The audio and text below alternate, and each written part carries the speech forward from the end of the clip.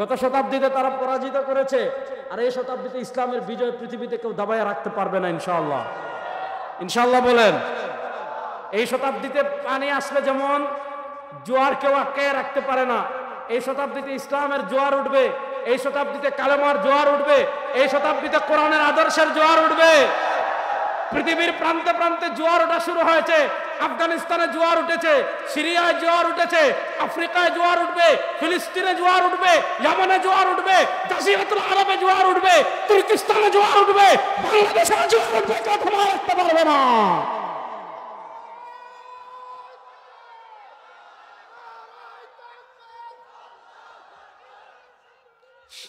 শুনেন, এই শতাব্দীতে ইসলামের বিজয় কেউ দাবিয়ে রাখতে পারবে না ইনশাআল্লাহ। যুবকরা বলেন না, এই শতাব্দীতে ইসলামের বিজয় কেউ দাবিয়ে রাখতে পারবে না ইনশাআল্লাহ। আমরাও প্রস্তুতি নিচ্ছি।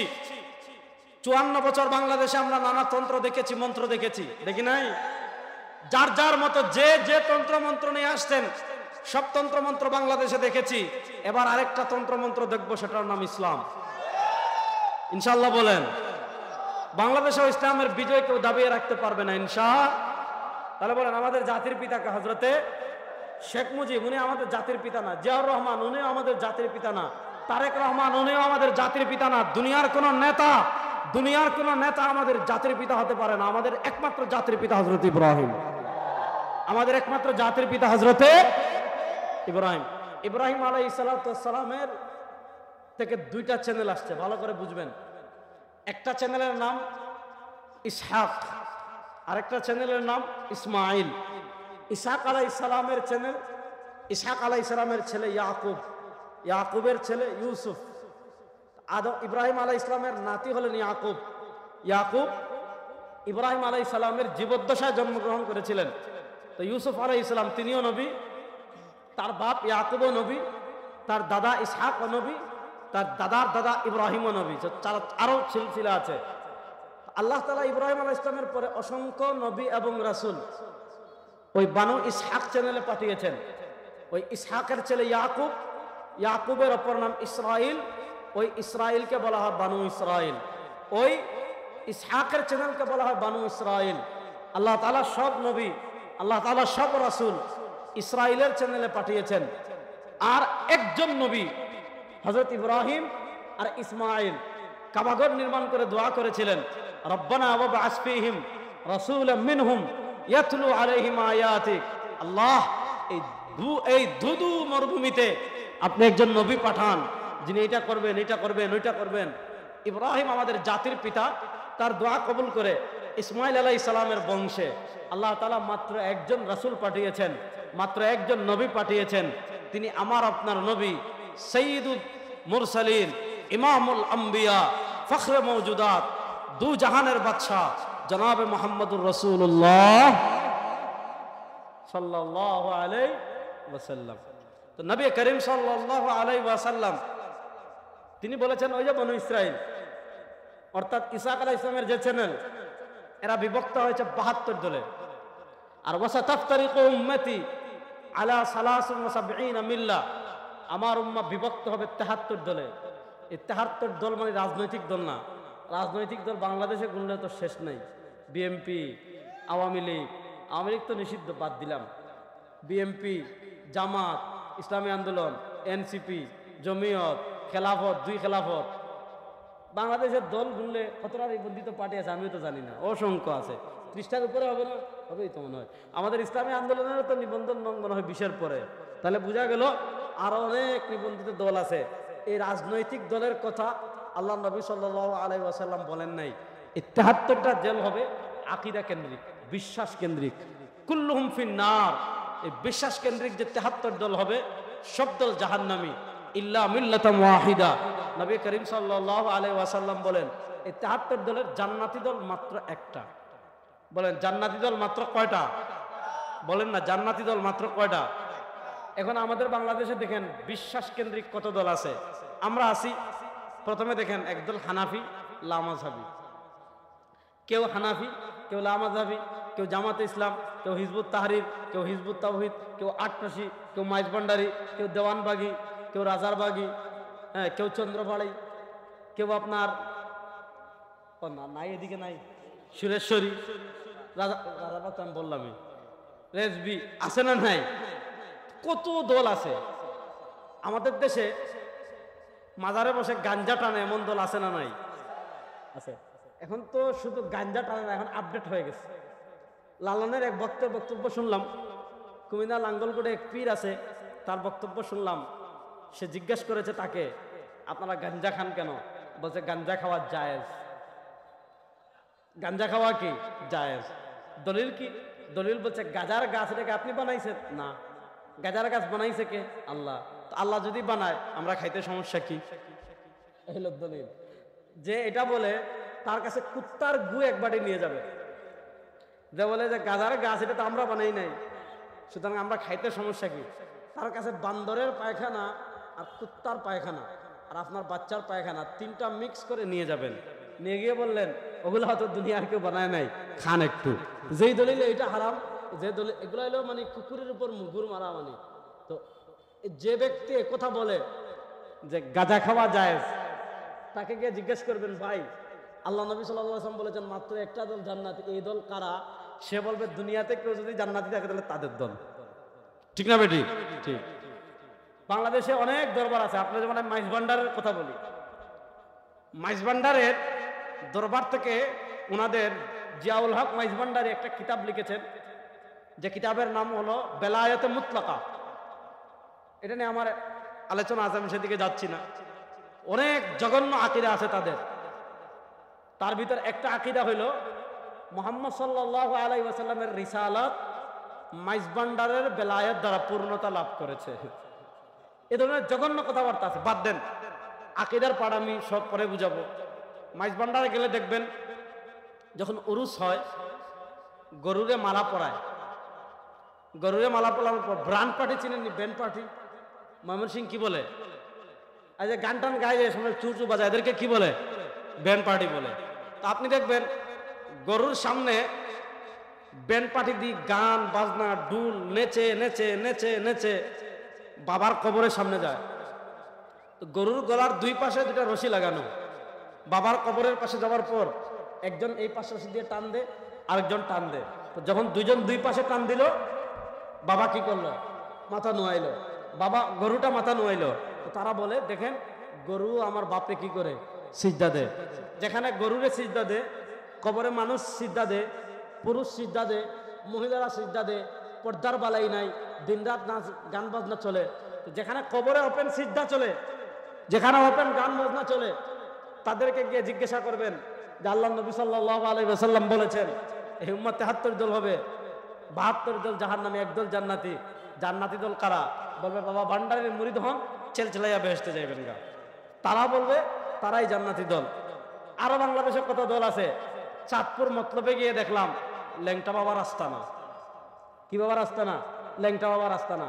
আপনি যারা ল্যাংটা বাবার আস্তানায় যায়, যাদের বাবা ল্যাংটা থাকেন, তাদেরকে জিজ্ঞাসা করবেন ভাই দল তো 73 হবে, জান্নাতি একটা, এটা কোনটা? তারা বলবে তাদেরটা। আট্রসিতে গেলে দেখবেন খাট পূজা। খাট পূজা বুঝছেন?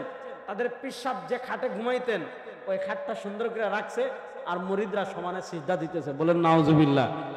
তাদেরকে জিজ্ঞাসা করবেন যারা খাট পূজারী, খাট পূজারীদেরকে জিজ্ঞাসা করবেন যে কি জিজ্ঞাসা করবেন যে 72 দল জাহান্নামী, জান্নাতি দল একটা, তারা কারা? তারা বলবে তারা।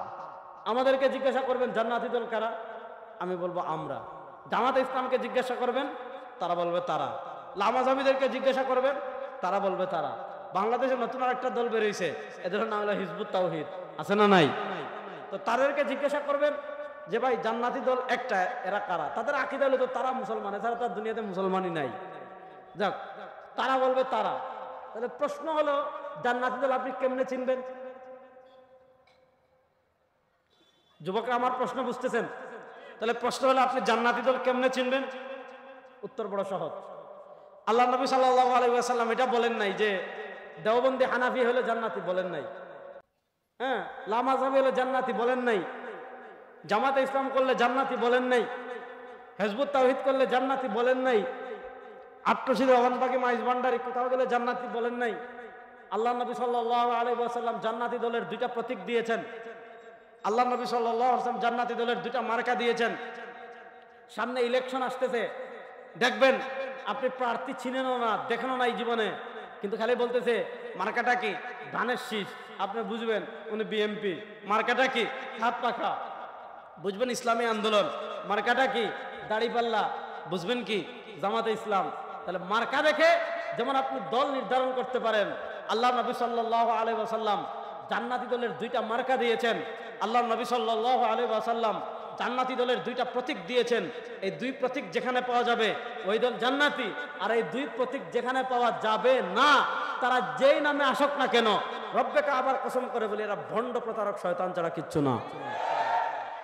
দুই প্রতীক কি? এক নাম্বার প্রতীক মা আনা আলাইহি, যাদের বিশ্বাস নবী করিম সাল্লাল্লাহু আলাইহি ওয়াসাল্লামের বিশ্বাসের সাথে মিলবে, যাদের আমল নবী করিম সাল্লাল্লাহু আলাইহি ওয়াসাল্লামের আমলের সাথে মিলবে, যাদের আদর্শ নবী করিম সাল্লাল্লাহু আলাইহি ওয়াসাল্লামের আদর্শের সাথে মিলবে।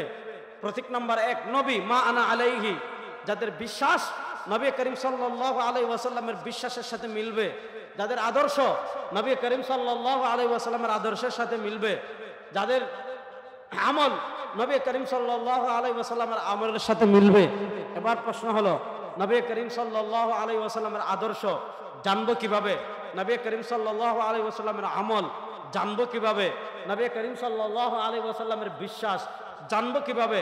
আল্লাহ নবী সাল্লাল্লাহু আলাইহি ওয়াসাল্লাম বলেন ও আসহাবি, আমার আমল জানবো আমার সাহাবীর মাধ্যমে, আমার আদর্শ জানবো আমার সাহাবীর মাধ্যমে, আমার বিশ্বাস আকীদা জানবো আমার সাহাবীর মাধ্যমে।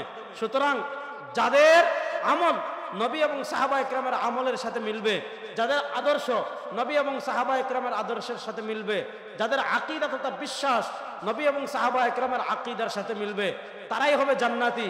যাদের আমল এবং বিশ্বাস এবং আদর্শ নবী এবং সাহাবা ইকরামের বিশ্বাস আদর্শ এবং আমলের সাথে মিলবে না, তারা কশ্চিনকালেও জান্নাতি দল হতে পারে না। তাহলে জান্নাতি দলের প্রতীক কয়টা? দুইটা। বলেন জান্নাতি দলের প্রতীক কয়টা? আপনারা কি বুঝবেন না? তাহলে বলেন না সবাই, জান্নাতি দলের প্রতীক কয়টা? দুই আঙ্গুল তুলে বলেন জান্নাতি দলের প্রতীক কয়টা? জোরে বলেন না। জান্নাতি দলের প্রতীক কয়টা? বলেন নবী সাহাবী, নবী সাহাবী। বলেন জান্নাতি দলের প্রতীক কয়টা? কি কি বলেন না? জান্নাতি দলের প্রতীক কয়টি? কি কি? নবী, বলেন না নবী। এগুলো দুই জিনিস। এবার আসেন নবী করিম সাল্লাল্লাহু আলাইহি ওয়াসাল্লাম সংক্রান্ত কিছু কথা বলি, তারপর সাহাবা একরাম সম্পর্কে কিছু কথা বলবো। যেহেতু সিরাতুন নবী, এর জন্য প্রথম মাপকাঠি নিয়ে আগে আলোচনা করি, তারপর দ্বিতীয়টায় যাব। আমাদের রব কে? আরে ময়মনসিংহ মানুষ জুড়ে বলেন না, আমাদের রব কে? রব মানে যিনি সৃষ্টি করেন, রব মানে যিনি রিজিক দেন, রব মানে যিনি মৃত্যু দেন, রব মানে যিনি মৃত্যুর পর আবার পুনরায় জীবন দান করেন। আমাদেরকে সৃষ্টি করেছেন আল্লাহ, আমাদেরকে রিজিক দেন আল্লাহ, আমাদেরকে মৃত্যু দিবেন আল্লাহ, আমাদেরকে মৃত্যুর পর আবার পুনরায় সৃষ্টি করবেন আল্লাহ। কুরআনুল কারীমের জায়গায় জায়গায় আল্লাহ তার নিজে পরিচয় দিয়েছেন। ইকরা বিস্মি রব্বিক, ইসলামের প্রথম ওয়াহি। আল্লাহ বলেন ইকরা, নবী পড়ুন। কার নামে? বিস্মি রব্বিক, আপনার রবের নামে। রবের পরিচয় কি? আল্লাযী খালাক। আপনি দুনিয়াতে ছিলেন না, আপনারা দুনিয়াতে ছিলেন না, আপনাদের উত্তরসূরি পূর্বসূরি কেউ দুনিয়াতে ছিল না। সবাইকে সৃষ্টি করেছেন কে? বলেন না, সবাইকে সৃষ্টি করেছেন কে? কুরআনুল কারীমের জায়গায় জায়গায় দেখবেন আল্লাহ তাআলা নিজে তার পরিচয় তুলে ধরেছেন। আল্লাহ তাআলা নিজে তার পরিচয় তুলে ধরতে গিয়ে বলেন, কি বলেন? আল্লাহুল্লাযী খালাকাকুম। আল্লাহর এক নম্বর পরিচয় আল্লাহ সৃষ্টি করেছেন। আল্লাহর দুই নম্বর পরিচয় সুম্মা রাযাকাকুম, আল্লাহ রিজিক দিয়েছেন। আল্লাহ তিন নম্বর পরিচয় সুম্মা ইউমীতুকুম, আল্লাহ মৃত্যু দিবেন।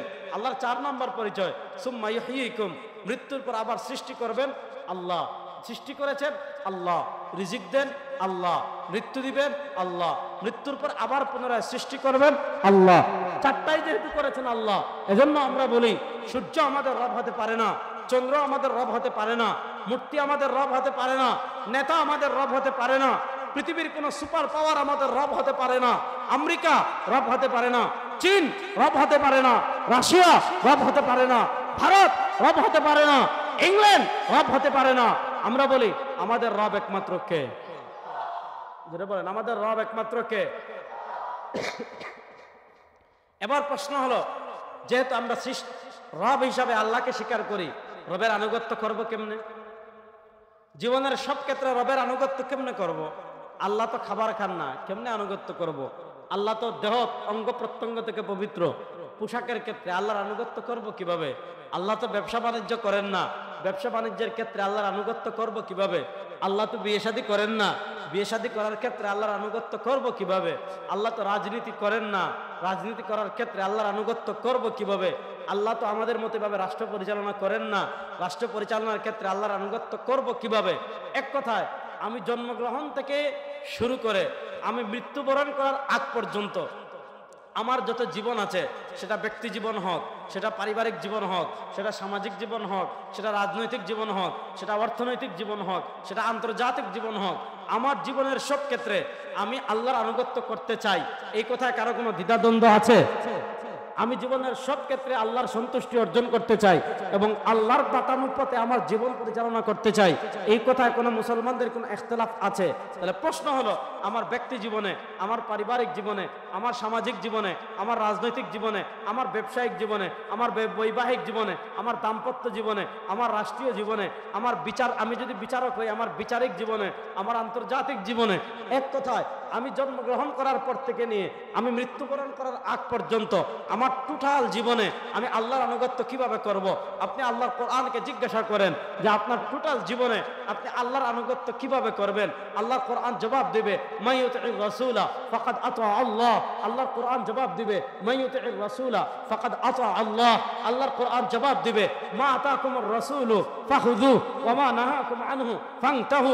আল্লাহর কোরআন জবাব দিবে, ফালা ওয়া রাব্বিকা লা ইউমিনুনা হাত্তা ইউহাক্কিমুকা ফীমা শাজারা বাইনাহুম সুম্মা লা ইয়াজিদু ফি আনফুসিহিম হারাজাম মিম্মা কাযাইতা ওয়া ইউসাল্লিমু তাসলিমা।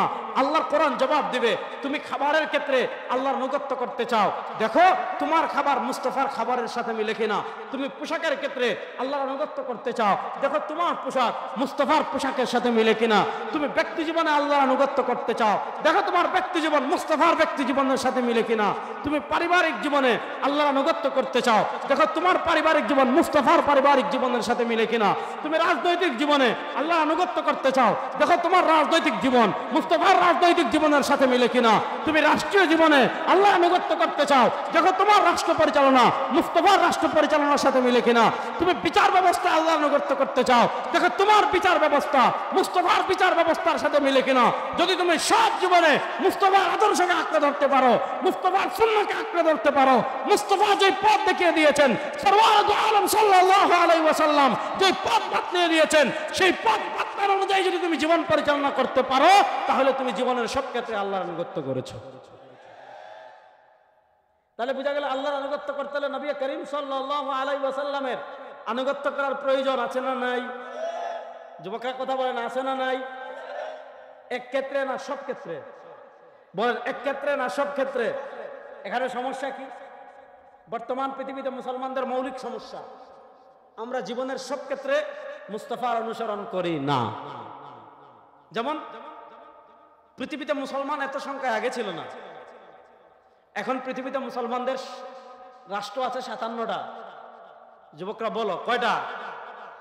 মুসলমানদের পারমাণবিক অস্ত্র আছে, হ্যাঁ, পাকিস্তানের পারমাণবিক অস্ত্র আছে। আল্লাহ তাআলা খনিজ সম্পদ সব আমাদেরকে দিয়ে দিয়েছেন। আল্লাহ পেট্রোলিয়াম দিয়েছেন মুসলমানদেরকে। পৃথিবী দাঁড়িয়ে আছে মুসলমানদের উপর। পেট্রোলিয়াম থেকে তেল হয়, পেট্রোলিয়াম থেকে অকটেন হয়, পেট্রোলিয়াম থেকে ডিজেল হয়, পেট্রোলিয়াম থেকে কেরোসিন হয়। এগুলো আল্লাহ দিয়েছেন কাদেরকে? জাজিরাতুল আরবের মুসলমান রাষ্ট্রকে। তেল যদি না থাকে বিমান উড়বে না, তেল যদি না থাকে ট্যাঙ্ক চলবে না, তেল যদি না হয় মেশিন চলবে না, তেল যদি না হয় গাড়ি চলবে না, তেল যদি না হয় পৃথিবী থমকে দাঁড়াবে।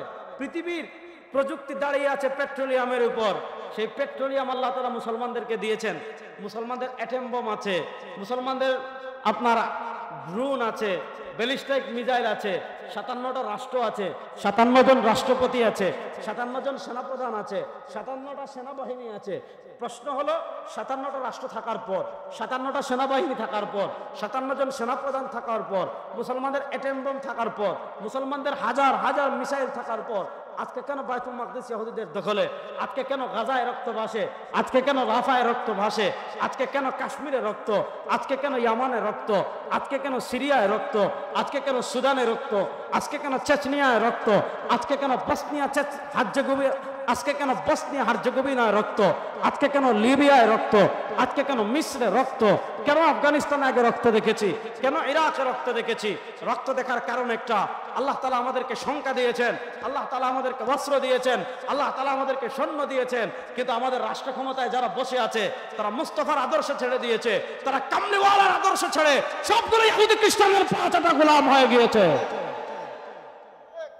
সবগুলো ইহুদি খ্রিস্টানের পাঁচটা গোলাম হয়ে গিয়েছে। যদি ইহুদি খ্রিস্টানের পাঁচটা গোলাম না হতো, আপনি দেখেন গাজার পাশে মিশর, গাজার পাশে জর্ডান, গাজার পাশে দুবাই, কাতার, কুয়েত, বাহরাইন, সৌদি, ওমান, সব কান্ট্রি গাজার পাশে। এই মুসলমানদের হৃৎপিণ্ড হলো বাইতুল মাকদিস, মুসলমানদের হৃৎপিণ্ড হলো গাজা। আজকে এসব প্রযুক্তির সামনে, আজকে এত স্যাটেলাইটের সামনে গাজাকে চোখের সামনে শেষ করে দেওয়া হচ্ছে, শিশুদেরকে হত্যা করা হচ্ছে, হাসপাতালে হামলা করা হচ্ছে, নারীদেরকে হামলা করা হত্যা করা হচ্ছে, তারপরে শরণার্থী শিবিরে হামলা করা হচ্ছে, হত্যা করা হচ্ছে। আচ্ছা, পৃথিবীর কেউ কথা না বলুক, 57 জন মুসলিম রাষ্ট্রপতি কোথায়, 57 জন সেনাপ্রধান কোথায়? সবাই আপন জায়গায় আছে, ঠিক। ব্যাপার হলো এরা সব আল্লাহ নবী সাল্লাল্লাহু আলাইহি ওয়াসাল্লামের আদর্শ বিক্রি করে, পরিত্যাগ করে সব ইহুদি খ্রিস্টানের পাঁচটা গোলাম হয়ে গিয়েছে। এজন্য মুসলমানদের ভাগ্য যদি এই শতাব্দীতে পরিবর্তন করতে হয়, 1 নাম্বার নেতৃত্বে পরিবর্তন আনতে হবে। আমাদের বাংলাদেশে দেখেন, আমরা গর্ব করে বলি আমরা 92% মুসলিম, বলি না? বলি। কিন্তু দেখেন 92% মুসলিমের দেশে রাষ্ট্র ক্ষমতায় যারা গিয়েছে, 1-2 জন ভালো মানুষ ছিলেন, দেশপ্রেমিক মানুষ ছিলেন, ইসলামপ্রেমী মানুষ ছিলেন, ভালো মানুষ তারা ছিলেন। যেমন জিয়াউর রহমান সাহেব, তিনি ইসলামের পক্ষে কাজ করেছেন, সংবিধানে আল্লাহর উপর পূর্ণ আস্থা এবং বিশ্বাস যুক্ত করেছেন, তিনি ভালো মানুষ ছিলেন। আল্লাহ তাআলা তাকে উত্তম বিনিময় দান করুন। এই 1-2 জন ছাড়া বাকি যেগুলো আছে এগুলা সব নামে মুসলিম। দেখেন 92% মুসলমানের দেশে কখনো মুসলমানদের যে চাওয়া পাওয়া আছে সেগুলো হয় না। যেমন দেখেছেন সম্প্রতি একটা আইন করেছে, কি আইন? আমাদের দেশের সব প্রাথমিক বিদ্যালয়ে গান এবং ড্যান্স শেখানোর জন্য শিক্ষক নিয়োগ দিছে। বাচ্চাদেরকে নাচবেন কিভাবে, ড্যান্স দিবেন কিভাবে, নাচার সময় কোমর কোথায় যাবে, হাত কোথায় যাবে, হাত কত অ্যাঙ্গেল বাঁকা করবেন, পা কত অ্যাঙ্গেল বাঁকা করবেন, এগুলা শেখানোর জন্য গানের শিক্ষক নিয়োগ দিয়েছে। আপনারা কি চান যে প্রাথমিক বিদ্যালয়ে গানের শিক্ষক নিয়োগ দেওয়া হোক? বড় আসতে বলেন, আপনারা কি চান আপনার বাচ্চারা গান শিক্ষক? এটা কারা কারা চান দেখে হাত তুলেন তো। একজনও নাই। বাংলাদেশে ঢাকা শহরে লাওয়ারিশ কুত্তা যতটা আছে, সারা বাংলাদেশে শাহবাগী এতজন নাই, আসেনি? নাই। কিন্তু প্রশ্ন হলো এই শাহবাগীগুলো মেকানিজমের জায়গায় চলে গিয়েছে। এজন্য দেখা যায় 92% মুসলমানের প্রাণের দাবি ছিল দেশের সব প্রাথমিক স্কুলে ধর্মীয় শিক্ষক নিয়োগ দেন, যারা আমার বাচ্চাকে ওযু শিখাবে, গোসল শিখাবে, নামাজ শিখাবে, ঈমান শিখাবে, রোজা শিখাবে। সরকার এগুলাকে পাত্তা দেয় নাই, কারণ ডক্টর ইউনূস সে ক্ষমতায় বসেছে আমাদের রক্তের উপর। ডক্টর ইউনূস সাহেব, শেখ হাসিনা আপনাকে কি করেছে ভুলে যায়েন না।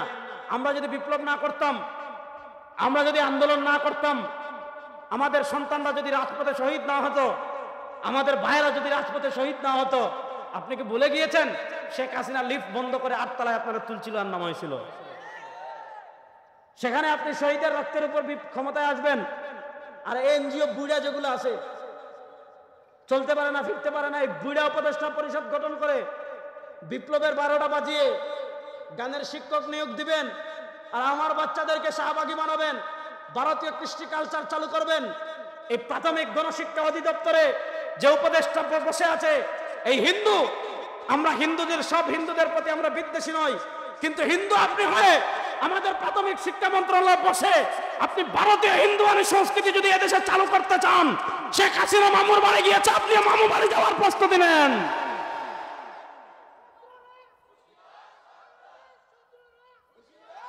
শুনেন, হিসাব সহজ। আপনাদের এলাকার কোন প্রাথমিক বিদ্যালয়ে গানের শিক্ষক নিয়োগ আপনারা চান? কথা বলেন। কারা কারা চান না দেখে হাত তুলেন তো। গানের শিক্ষক আমরা আমাদের প্রাথমিক বিদ্যালয়ে চাই। সুতরাং আপনারা খবর রাখবেন, যদি কেউ দুঃসাহস করায় আপনার বাচ্চাদেরকে গান শেখাতে আসে, তাহলে আপনারা প্রতিরোধ করার জন্য প্রস্তুত আছেন তো ইনশাআল্লাহ? সব দায়িত্ব শুধু রেজাউল করিম আপনাদের উপর দিয়েন না, সব দায়িত্ব আলেমদের উপর দিয়েন না। আমি অনুরোধ করব, প্রত্যেক মসজিদ থেকে, প্রত্যেক মহল্লা থেকে দলে দলে রাজপথে বের হবেন আর জানান দিবেন ধর্মীয় শিক্ষক নিয়োগ দিতে হবে। গানের শিক্ষক আমরা আমাদের প্রাথমিক বিদ্যালয়ে চাই। প্রশ্ন হলো 92% বাংলাদেশে এটা কেমনে সম্ভব হলো? সম্ভব হলো রাষ্ট্র ক্ষমতায় যারা গিয়েছে তাদের কাছে ইসলাম আছে না। ইসলামের থেকে এদের বড় কারো প্রভু ছিল আমেরিকা। এখন আরেক দল তৈরি হচ্ছে যারা প্রভু বানাতে চাচ্ছে। এক দলের প্রভু ছিল ভারত, গেছে গা। আগে আমাদেরকে বলতো রাজাকার, আমাদেরকে কি বলতো? পাকিস্তানি রাজাকার। যারা আমরা টুপি পরি, দাড়ি রাখি, বলতো পাকিস্তানি রাজাকার। আচ্ছা, বাংলাদেশের কোন আলেম কখনো পাকিস্তানে পালিয়েছেন? এক কথা কয় না রে। বাংলাদেশের কোন আলেম কখনো পাকিস্তানে পালিয়েছেন? পাকিস্তানি রাজাকার বলে কোন আলেম বাংলাদেশে পাকিস্তানে পালায় নাই। আমাদেরকে যারা পাকিস্তানি রাজাকার বলতো, এদের 14 গোষ্ঠী ভারতীয় রাজাকার। আমরা দেখেছি ভারতের রাজাকার ভারতে পালিয়ে গিয়েছে। ভারতের রাজাকার কোথায় পালিয়ে গিয়েছে? এখন 92% শুধু মুসলমানদের, বাংলাদেশের কথা বলছি না, পৃথিবীর প্রান্তে প্রান্তে যারা রাষ্ট্র ক্ষমতায় বসে আছে, আপনি দেখবেন এরা ইসলামের স্বার্থের চেয়ে, মুসলমানদের স্বার্থের চেয়ে আমেরিকার স্বার্থ বেশি দেখে, ট্রাম্পের স্বার্থ বেশি দেখে, নেতানিয়াহুর স্বার্থ বেশি দেখে। দেখেন গত মে মাসে আমেরিকার ডোনাল্ড ট্রাম্প কাতার সফরে এসেছিল। কত কষ্টের কথা, কত কষ্টের কথা আপনাদেরকে বলি। সৌদি আরব নাম শুনেন নাই? সৌদি আরবে আমেরিকান ঘাঁটি আছে না নাই? আছে। সৌদি আরবকে নিরাপত্তা দেখে, সৌদি আরবের বাদশাকে নিরাপত্তা দেখে আমেরিকার সৈন্য। সৌদি আরবে আমেরিকান ঘাঁটি আছে। এবং মধ্যপ্রাচ্যের আমেরিকার সবচেয়ে বড় ঘাঁটি কোথায়? মধ্যপ্রাচ্যে আমেরিকার সবচেয়ে বড় ঘাঁটি হলো কাতার। হামাসের প্রধান ছিলেন শহীদ ইয়াহিয়া সিনওয়ার রহমতুল্লাহ আলাইহি। তিনি তার এক বক্তৃতায় আরবের শাসকদেরকে বলেছিলেন, হে আরবের শাসকেরা, তোমরা যারা ট্রাম্পকে পূজা করে, তোমরা যারা নেতানিয়াহুকে পূজা করে মনে করছো ইসরায়েলের সাথে ধর্মযুদ্ধ থেকে তোমরা বাঁচতে পারবা, ধর্মযুদ্ধ থেকে কেউ বাঁচতে পারবা না। সবাইকে ইসরায়েল যুদ্ধে টেনে নিয়ে আসবে।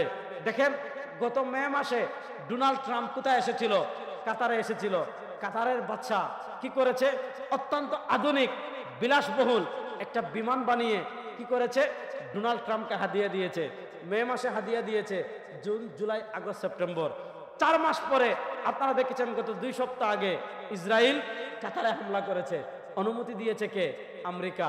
চুপ থেকেছে কে? আমেরিকা। প্রশ্ন হলো, এই যে ড্রোন হামলা করলো ইসরায়েল, কাতারে তো আমেরিকার বিশাল ঘাঁটি আছে, তারা তো চাইলে হামলাটা থামাতে পারতো, থামায় নাই। তারা তো চাইলে আগে জানাইতে পারতো, জানায় নাই। বুঝা গেল আল্লাহর কোরআন হলো সত্য। ওয়ালান তারদা আনকাল ইয়াহুদ ওয়ালান নাসারা হাত্তা তাত্তাবিআ মিল্লাতাহুম। আপনি যত দালালি করেন, যত পা চাটেন, পা চাটতে চাটতে জিহ্বা ক্ষয় করে ফেলবেন, যতক্ষণ পর্যন্ত পরিপূর্ণ ইহুদি না হবেন, যতক্ষণ পর্যন্ত পরিপূর্ণ খ্রিস্টান না হবেন, তাদেরকে সন্তুষ্ট করতে পারবেন না। আরে ভাই, আজকে মসজিদে আকসা আমাদের কাছে নাই, আজকে গাজা শেষ হয়ে যাচ্ছে, আজকে রাফা নাই, আজকে আসকালান নাই, আজকে কত শহর তারা দখল করে নিয়েছে। কেন পেরেছে? শাসন ক্ষমতায় যারা বসেছে তাদের ভিতর নবী করিম সাল্লাল্লাহু আলাইহি ওয়াসাল্লামের আদর্শ নাই। রব্বে কাবার কসম করে বলি, জাজিরাতুল আরবের যত মুসলিম শাসক আছে, এরা যদি ঐক্যবদ্ধ হয়ে ইসরায়েলকে বলে আর একটা বোমা গাজায় ফেলতে পারবো না, আর একটা ট্যাঙ্ক দিয়ে রাফায় আক্রমণ করতে পারবো না, যদি করো তোমার বিরুদ্ধে আমরা সবাই দাঁড়িয়ে যাব, তোমার বিরুদ্ধে যুদ্ধ করার জন্য আমরা সবাই প্রস্তুত হয়ে যাব। ইসরায়েল পরের দিন ভয়ে পেশাব করে পেন ভিজিয়ে ফেলবে। কিন্তু সমস্যা কি জানেন? সমস্যা হলো সৌদি আরব লুকোচুরি করে যুদ্ধ বিমান পাঠায়, না ইটালিতে আটকায়, যেখানে ইসরায়েলকে অস্ত্র ইয়ে করতেছে। ইরান মিসাইল মারে ইসরায়েলে। আমি সব জায়গায় বলি, কোথায় জানি দিন বক্তৃতায় বলেছি, ইসরায়েলের বিরুদ্ধে যদি একটা কুকুর দাঁড়ায়, আমরা এই কুকুরের পক্ষে। হিসাব সহ ইসরায়েলের বিরুদ্ধে যদি একটা কুকুর দাঁড়ায়, আমরা সেই কুকুরের পক্ষে। আসতে বলেন, ইসরায়েলের বিরুদ্ধে যদি একটা কুকুর দাঁড়ায়, আমরা সেই কুকুরের পক্ষে। আর ইসরায়েলের পক্ষে যদি আমাদের দেশের প্রধান উপদেষ্টা সহ যারাই আসবে ফিলিস্তিনের বিপক্ষে একটা কথা বলবেন, গাজার বিপক্ষে একটা কথা বলবেন, ইনিয়ে বিনিয়ে ইসরায়েলকে সমর্থন করবেন, আপনি আমাদের কাছে কুকুরের চারও খারাপ, আরো নিকৃষ্ট। কথা ভালো করে বুঝবেন। মিসাইল মারে ইরান, গন্তব্য কোথায়? ইসরায়েলে। আটকায় কে? জর্ডান। মিসাইলকে নিকৃষ্ট, মানে এই যে বোমটা মেরেছে মিসাইল দিয়ে, এটা মধ্যাকাশে নষ্ট করে দেখে জর্ডান, উর্দুন। জর্ডান এটা কি রাষ্ট্র? মুসলিম রাষ্ট্র। তাহলে প্রশ্ন হলো, ইসরায়েলে মারতেছে ইরান, জর্ডান আটকায় কেন? ওই যে প্রভুরে খুশি করতেছে। এই হলো আমাদের হালাত। এই হালাত আমাদের কেন হলো? এই হালাত আমাদের কারণ হওয়ার দুইটা কারণ। একটা কারণ হলো আমরা আল্লাহ নবী সাল্লাল্লাহু আলাইহি ওয়াসাল্লামের পূর্ণাঙ্গ সিরাত থেকে সরে আসছি। আমরা আল্লাহ নবী সাল্লাল্লাহু আলাইহি ওয়াসাল্লামের সিরাত বলতে কি বুঝি? খাবার আগে হাত ধৌত করা। এজন্য দেখবেন আমাদের দেশে যারা ভাত খায়, যদি হাত ধোয়ার আগে পানি না থাকে, জিজ্ঞেস করবে ভাই হাত ধোয়া, পানি দেন, হাত ধুইব। অথবা জিজ্ঞেস করবে বেসিন কোথায়, যে ভাই এই যে বেসিন, এখানে হাত ধুয়ে আসেন। তাকে প্রশ্ন করবেন খাবারের আগে হাত ধুইলেন কেন? বলবে খাবারের আগে হাত ধোয়া সুন্নত। আলহামদুলিল্লাহ, খুবই ভালো কথা, খাবারের আগে হাত ধোয়া সুন্নত। আমাদের দেশের সব কিছু মানুষ ডান হাত দিয়ে খায়, সিগারেটটাও ডান হাত দিয়ে খায়, বাম হাত দিয়ে খায় না। তাকে জিজ্ঞাসা করবেন দুইটাই তো হাত, এই হাতেও 5 আঙ্গুল, এই হাতেও 5 আঙ্গুল, এই হাতে যা আছে ওই হাতেও তা আছে, ডান হাত দিয়ে খান কেন? বলবে ডান হাত দিয়ে খাওয়া সুন্নত। আল্লাহ নবী সাল্লাল্লাহু আলাইহি ওয়াসাল্লাম ডান হাতে খেয়েছেন, এজন্য আমি ডান হাতে খাই। আলহামদুলিল্লাহ। আমাদের মানুষ বাথরুমে ঢোকার সময়, ইস্তিনজা করার সময় ডান হাত দিয়ে করে না, বাম হাত দিয়ে করে। কেন? নবী শিখিয়েছেন। বাথরুমে ঢোকার সময় আগে বাম পা দিয়ে ঢুকে, কেন? নবী শিখিয়েছেন। বের হওয়ার সময় আগে বাম পা দিয়ে, ডান পা দিয়ে বের হয়, কেন? নবী শিখিয়েছেন। মসজিদে ঢোকার সময় আগে ডান পা দিয়ে ঢুকে, বের হওয়ার সময় আগে বাম পা বের করে, কেন? নবী করিম সাল্লাল্লাহু আলাইহি ওয়াসাল্লাম শিখিয়েছেন। প্রশ্ন হলো খাবার কেমন খাবেন? এটা যেমন নবী করিম সাল্লাল্লাহু আলাইহি ওয়াসাল্লাম শিখিয়েছেন। পোশাক কেমনে করবেন? এটাও যেমন নবী করিম সাল্লাল্লাহু আলাইহি ওয়াসাল্লাম শিখিয়েছেন। বাথরুমে যাবেন কিভাবে, ইস্তেঞ্জা করবেন কিভাবে, এটাও যেমন নবী করিম সাল্লাল্লাহু আলাইহি ওয়াসাল্লাম শিখিয়েছেন। নামাজ পড়বেন কিভাবে, এটাও যেমন নবী করিম সাল্লাল্লাহু আলাইহি ওয়াসাল্লাম শিখিয়েছেন। রোজা রাখবেন কিভাবে, এটাও যেমন নবী করিম সাল্লাল্লাহু আলাইহি ওয়াসাল্লাম শিখিয়েছেন। যাকাত দিবেন কিভাবে, এটাও যেমন নবী করিম সাল্লাল্লাহু আলাইহি ওয়াসাল্লাম শিখিয়েছেন। রাজনীতি করবেন কেমনে, আল্লাহ নবী সাল্লাল্লাহু আলাইহি ওয়াসাল্লামের আদর্শে আছে না নাই? আর আসতে বলেন, আছে না নাই?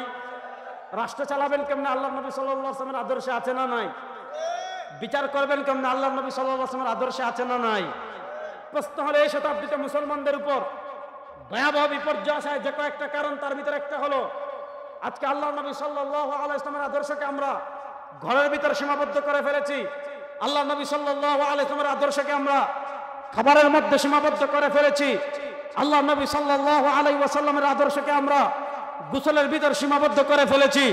আল্লাহ নবী সাল্লাল্লাহু আলাইহি ওয়াসাল্লামের আদর্শ আমরা মসজিদের ভিতর সীমাবদ্ধ করে ফেলেছি। আল্লাহ নবী সাল্লাল্লাহু আলাইহি ওয়াসাল্লামের আদর্শ আমরা খানকার ভিতর সীমাবদ্ধ করে ফেলেছি।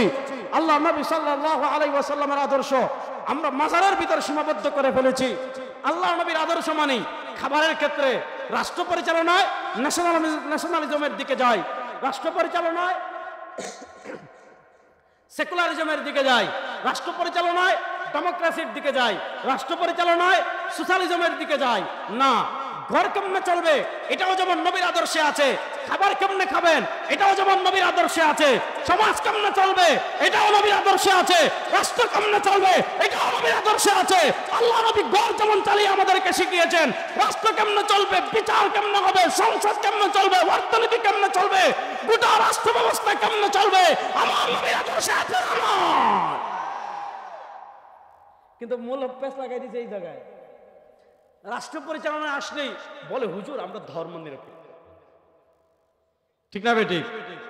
রাষ্ট্র পরিচালনায় আসলে হুজুর বলে কি আমরা ধর্ম নিরপেক্ষ। কবরে প্রশ্ন করবে কয়টা বলে না রে? কবরে প্রশ্ন করবে কয়টা? 1 নম্বর প্রশ্ন মার আপনার রবকে, আল্লাহ। 2 নম্বর প্রশ্ন করবে ওমা দিন, তোমার দিন কি? খালি খবরের কথা বললেন যে জাহাপনা আমি তো ধর্ম নিরপেক্ষ। ফেরেশতারা যখন জিজ্ঞাসা করবে ওমা দিন, আপনি দুনিয়াতে টকশোতে বসে বলেন ওমা আপনি ধর্ম নিরপেক্ষ। শুনেন, কোন মুসলমান কখনো ধর্ম নিরপেক্ষ আকীদায় বিশ্বাসী হতে পারে না। ধর্ম নিরপেক্ষ মানে কি, এটাকে আমি একটু ব্যাখ্যা করব। পরে সময় পেলে করবে, আগে ভালো করে বুঝেন। কবরে আপনাকে বলতে হবে ইসলাম, যদি ধর্ম নিরপেক্ষ বলেন মার যেটা মাটিতে পড়বে এটাও তুলে দিবে, ঠিক না বেটি?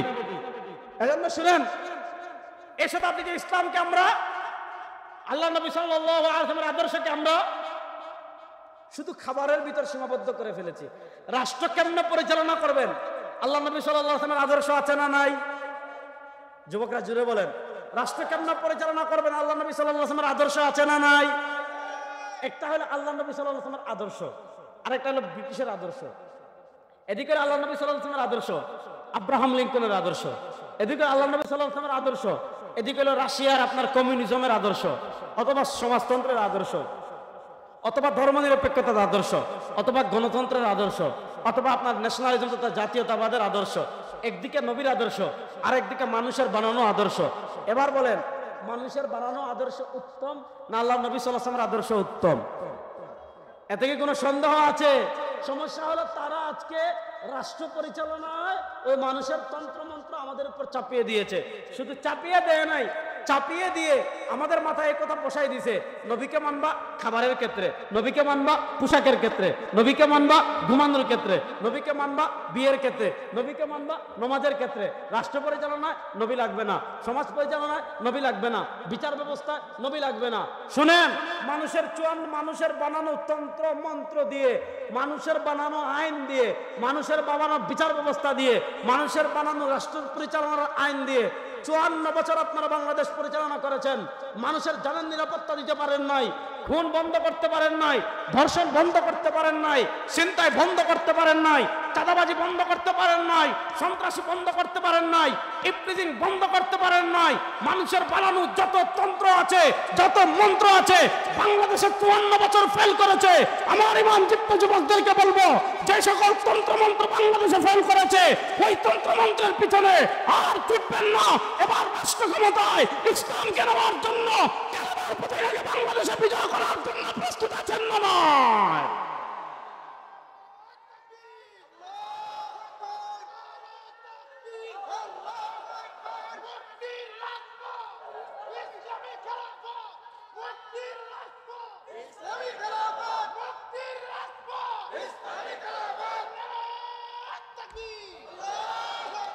এবার আমরা যাতে রাষ্ট্র ক্ষমতায় ইসলাম যেতে না পারে, এজন্য তারা দেখেন আমাদেরকে বলে 92% মুসলিমের দেশ, কিন্তু প্রশ্ন হলো 92% মুসলিমের দেশে যে বিচার ব্যবস্থা, এটা কি মুসলমানদের না ব্রিটিশের? কথা বলে না কেন, এটা মুসলমানদের না ব্রিটিশের? আচ্ছা, কোরআনের বিচার ব্যবস্থা আছে না নাই? যুবকরা ক্লান্ত হয়ে গেছেন, বলেন কোরআনের বিচার ব্যবস্থা আছে না নাই? আমাদের নবী আমাদেরকে বিচার ব্যবস্থা দিয়েছেন কি দেন নাই? এবার একদিকে ইসলামের বিচার ব্যবস্থা, আরেকদিকে ব্রিটিশের ব্যবস্থা। ভালো করে মাসালা শুনেন, ইসলামের বিচার ব্যবস্থা বাংলাদেশে নাই। আপনি আল্লাহর কাছে মাফ চাইবেন, ইসলামের বিচার ব্যবস্থা আনার চেষ্টা করবেন। কিন্তু আপনি যদি মনে করেন ইসলামের বিচার ব্যবস্থা এই যুগে অচল, আপনি যদি মনে করেন ইসলামের বিচার ব্যবস্থা এই যুগে চলবে না, আপনি যদি মনে করেন ইসলামের বিচার ব্যবস্থার থেকে ব্রিটিশের বিচার ব্যবস্থা ভালো, অথবা আপনি যদি মনে করেন ইসলামের বিচার ব্যবস্থা এটা মধ্যযুগীয় বর্বরতা, এ কথা বলতে দেরি, আপনি মুরতাদ তথা ঈমান হারাতে দেরি না। একথা বলতে দেরি, আপনি ঈমান হারাতে কিনা দেরি না। এই যুগে তারা আমাদের উপর চাপিয়ে দিয়েছে সেকুলারিজম, ধর্মনিরপেক্ষতা। এটা আসছে খ্রিস্টানদের থেকে। বলেন এটা আসছে কাদের থেকে? আপনারা একটু আমার দিকে তাকাবেন। ধর্মনিরপেক্ষতা আসছে কাদের থেকে? খ্রিস্টানরা যখন রাষ্ট্র ক্ষমতায় ছিল তখন তাদের রাষ্ট্রের সব কাজে গির্জা, আমাদের মসজিদ তাদের গির্জা, তাদের ধর্মীয় উপাসনালয়ে যারা থাকতো এরা রাষ্ট্রের সব কাজে মাথা ঘামাতো। অর্থাৎ রাষ্ট্রের উপর গির্জার প্রবল প্রভাব ছিল। রাষ্ট্রের বিচারপতি কে হবে? গির্জা ঠিক করত। রাষ্ট্রের ক্ষমতায় কারা আসবে? গির্জা ঠিক করত। রাষ্ট্রের সংসদে কারা আসবে? গির্জা ঠিক করত। রাষ্ট্রের রাষ্ট্রপতি কে হবে? গির্জা ঠিক করত। রাষ্ট্রের সেনাপতি কে হবে? গির্জা ঠিক করত। রাষ্ট্র কার সাথে যুদ্ধ করবে? গির্জা ঠিক করত। রাষ্ট্র কার সাথে সন্ধি করবে? গির্জা ঠিক করত। তো খ্রিস্টানরা দেখলো রাষ্ট্রের সব কাজে গির্জা মাথা ঘামায়, তো তারা দেখলো এভাবে যদি সব কাজে গির্জা মাথা ঘামায় তাহলে তো আমাদের উন্নতির পথে অন্তরায় হবে, আমরা উন্নতি করতে পারবো না। তাহলে কি করতে হবে? গির্জাকে রাষ্ট্র থেকে আলাদা করে দিতে হবে। তখন তারা বলল, ধর্ম আপনি গির্জায় যান, ধর্ম পালন গির্জায় হবে, গির্জার বাহিরে আর ধর্ম বের হবে না। খ্রিস্টানরা বলল, ধর্ম গির্জার মধ্যেই থাকবে, রাষ্ট্রের কোনো কাজে ধর্ম তথা গির্জা মাথা কামাবে না। রাষ্ট্রের প্রধানমন্ত্রী কি হবে, রাষ্ট্রের বিচারপতি কি হবে, রাষ্ট্রের সেনাপ্রধান কি হবে, রাষ্ট্রের আইন কি হবে, রাষ্ট্রের বিচার ব্যবস্থা কি হবে, রাষ্ট্র কার সাথে সন্ধি করবে, রাষ্ট্র কার সাথে চুক্তি করবে, রাষ্ট্র কার সাথে যুদ্ধ করবে, রাষ্ট্র কত টাকা ট্যাক্স নিবে, রাষ্ট্র কার উপর কত পার্সেন্ট ট্যাক্স ধার্য করবে, কিছুর উপর গির্জা মাথা কামাবে না। বাস গির্জা গির্জার মতো ধর্ম নিয়ে থাকবে, রাষ্ট্র রাষ্ট্রের মতো রাষ্ট্র নিয়ে থাকবে। অর্থাৎ খ্রিস্টানরা বলল, ধর্ম আলাদা, রাষ্ট্র আলাদা। এই যে ধর্ম আলাদা, রাষ্ট্র আলাদা, এই চিন্তাটা মুসলমানদের না খ্রিস্টানদের? বলেন না, এই চিন্তাটা মুসলমানদের না খ্রিস্টানদের? এবার এই চিন্তাটা তারা মুসলমানদের ভিতর ঢুকিয়েছে কি দিয়ে? এই চিন্তাটা মুসলমানদের ভিতর তারা ঢুকিয়ে দিয়েছে ধর্মনিরপেক্ষতা দিয়ে, সেকুলারিজম দিয়ে। খ্রিস্টানরা বলতো ধর্ম থাকবে গির্জায়, রাষ্ট্রের কোনো ধর্ম থাকবে না। মুসলমানদের ভিতর ধর্মনিরপেক্ষতা প্রবেশ করিয়ে মুসলমানদেরকে তারা শিখিয়েছে ধর্ম থাকবে মসজিদে, মুসলমানদেরকে তারা শিখিয়েছে ধর্ম থাকবে মাদ্রাসায়, মুসলমানদেরকে তারা শিখিয়েছে ধর্ম থাকবে খানকায়, মুসলমানদেরকে তারা শিখিয়েছে ধর্ম থাকবে চার দেয়ালের বাহিরে, সংসদে ধর্ম লাগবে না, হাইকোর্ট সুপ্রিম কোর্টে ধর্ম লাগবে না, বিচার ব্যবস্থায় ধর্ম লাগবে না, অর্থনীতিতে ধর্ম লাগবে না, রাষ্ট্র পরিচালনায় ধর্ম লাগবে না, সমাজ পরিচালনায় ধর্ম লাগবে না, বিচার ব্যবস্থায় ধর্ম লাগবে না, সংবিধানে ধর্ম লাগবে না। তো খ্রিস্টানরা বলতো কি? গির্জা গির্জা, কায়সার কায়সার। মুসলমানদেরকে শিখাইছে মসজিদ মসজিদ, মুলুক মুলুক, রাষ্ট্র আলাদা, ধর্ম আলাদা। আমরা স্পষ্ট ভাষায় বলি, কোন মুসলমান যদি ফাল মুসলিমু ইযা তালাবা বিবিসতি যালিকা ফি সালামাতি আকলিহি, কোন মুসলমান যদি জেনে শুনে স্পষ্ট ভাষায় এই কথা বিশ্বাস করে বলে ধর্ম আলাদা, রাষ্ট্র আলাদা, তার ঈমান থাকবে, সাথে সাথে বেঈমান হয়ে যাবে। এজন্য রাষ্ট্র কেমনে চলবে? আল্লাহর নবী সাল্লাল্লাহু আলাইহি ওয়াসাল্লামের নির্দেশনা আছে। সমাজ কেমনে চলবে? নির্দেশনা আছে। অর্থনীতি কেমনে চলবে? নির্দেশনা আছে। বিচার ব্যবস্থা কেমনে চলবে? নির্দেশনা আছে। বিচার ব্যবস্থা নিয়ে আমি দুটা কথা বলি, দুটা কথা বলে আপনাদের থেকে বিদায় নেব। ইসলামে বিচার ব্যবস্থা আছে না নাই? বলেন, ইসলামে বিচার ব্যবস্থা আছে না নাই? বলেন না, ইসলামে বিচার ব্যবস্থা আছে না নাই? ইসলামে 3 প্রকারের শাস্তি আছে। বলেন, ইসলামে কয় প্রকারের শাস্তি আছে? যুবকরা কথা বলে না, ইসলামে কয় প্রকারের শাস্তি আছে? আমার সাথে বলেন, হুদুদ। সবাই বলেন হুদুদ, জুড়ে বলেন না, হুদুদ, কিসাস, তাজিরাত। বলেন হুদুদ, আওয়াজ পাচ্ছি না তো। হুদুদ, কিসাস, তাজিরাত। বলতে পারবা ছোট? বলো, 3টা বলতে পারবা না? বলেন হুদুদ, কিসাস, তাজিরাত। এটা হলো ইসলামের 3টা, আর ব্রিটিশের হলো 2টা। এটা হলো দেওয়ানি আর হলো ফৌজদারি। ইসলাম 3টা দণ্ডবিধি দিয়েছে, হুদুদ, কিসাস, তাজিরাত। হুদুদ যেমন ইসলামের কিছু নির্দিষ্ট অপরাধ চিহ্নিত করে দিয়েছে যে এই অপরাধ করলে শাস্তি এটা। যেমন ইসলাম চিহ্নিত করে দিয়েছে, আয-যানিয়াতু ওয়াজ-যানি ফাজলিদু কুল্লা ওয়াহিদিন মিনহুমা মিআতা জালদা। কোন অবিবাহিত পুরুষ কিংবা মহিলা যদি ব্যভিচার করে, ইসলাম তাকে শাস্তি দিয়েছে, তাকে 100টা দুররা মারো। এটাকে বলে হদ। ইসলাম শাস্তি দিয়েছে, আস-সারিকু ওয়াস-সারিকাতু ফাকতাউ আইদিয়াহুমা জাযাআম বিমা কাসাবা। কোন পুরুষ কিংবা মহিলা যদি চুরি করে, ইসলাম শাস্তি দিয়েছে তার হাত কেটে ফেলো। দেখেন, অনেকে ইসলামের এই শাস্তিকে মধ্যযুগীয় বর্বরতা বলেন। শুনেন, ইসলাম স্পষ্ট বিধান দিয়েছে